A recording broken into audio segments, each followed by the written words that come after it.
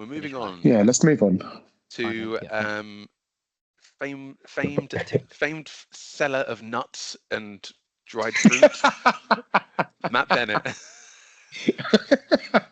Oh, what an introduction. Do you know what? He's one of the nicer players to play with. Very calm, like a solid golfer. Like, doesn't try and do anything crazy. Just good golf. Good golf. Where do you think he works, by the way? He's about to join. But this is the only thing I have against him. He's just about to join Tate and Lyle. He's just had a kid, but working for a sugar company. This man has no scruples, but a nice guy. Nice guy. Yeah, he was good golfer. Very good golfer. I must say, what I've seen of him has been very impressive. Very impressive. Oh, he's got a fantastic drive. He's just very solid drive. Doesn't try and do too much with it. Solid drive. Played with him the other day. He got 33 or 34 points.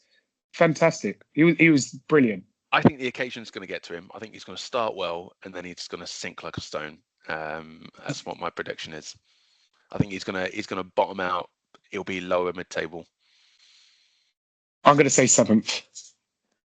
Yeah, I reckon quite high. I reckon he'll finish about 8th. I reckon he'll finish quite high. Okay. I've probably said that for a bunch of people, but there or thereabouts, you know what I mean? We'll see. We're going to move on to chili enthusiast Chris O'Connor. Oh, what a legend. I believe he's said he's training for the chili eating competition this year. He is. I wonder what that looks like. He is. I wonder what that looks like. The bathroom looks terrible. He said you just got to practice eating really spicy food. I have no idea. Chris elaborates on this. I really hope next time, Chris, if you're listening, take some IJWM memorabilia with you. Promote us. We could happily have that as sponsors.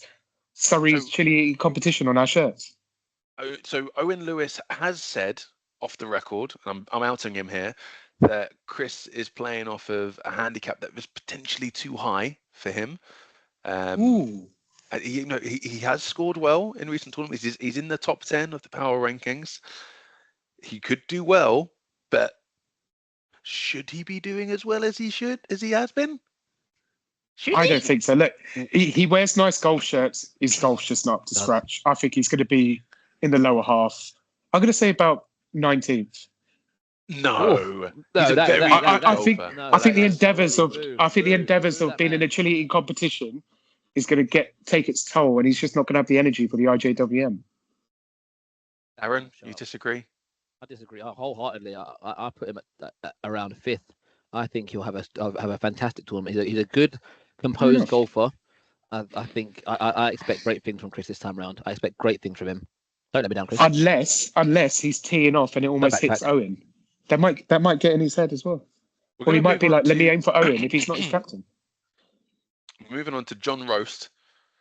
Roastis with the mostest. He took home the Ryder Cup from Seville as the MVP. And I think that's probably the best he's ever played in a tournament. He's consistently an underperformer in my view. I love him to pieces, but boy, oh boy, does he let himself down. Completely, he dragged his brother-in-law over from New Zealand. Filthy farmyard animal. You are disgusting. I mean, that's... Let's focus on John Rose.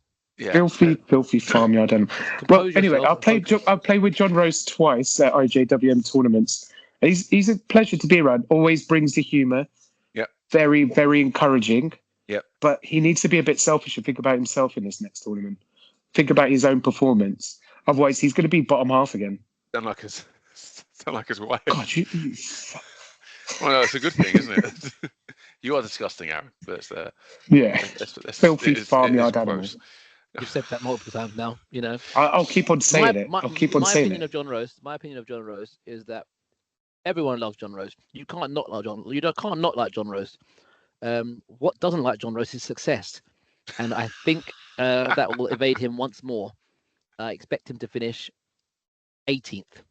It's good. Disgusting. We're going to move on. Absolutely disgusting. We're going to move on to Consigliere, Elgin Halil, Mr. Moneybags himself. Money can't buy you success, though. Money can't buy you success when it comes to IJWM. He's a terrible golfer. Wow. A Ryder Cup champion, a Ryder Cup captain who led his team to a storming success. I think he led them, but how much was he a part of? Free champion. I think you'll find. Come on now. Put some respect on his name. Put some respect on his name. Yep, fair enough. I jest, but he is a bad golfer. I'll give him that, but he is a bad golfer.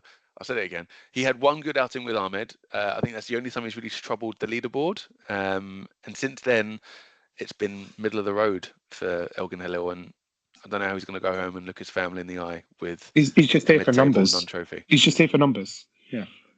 And his money. Oh God, that was great, wasn't it? That's it for this episode. Stay tuned for the next episode of the IJWM Power Hour.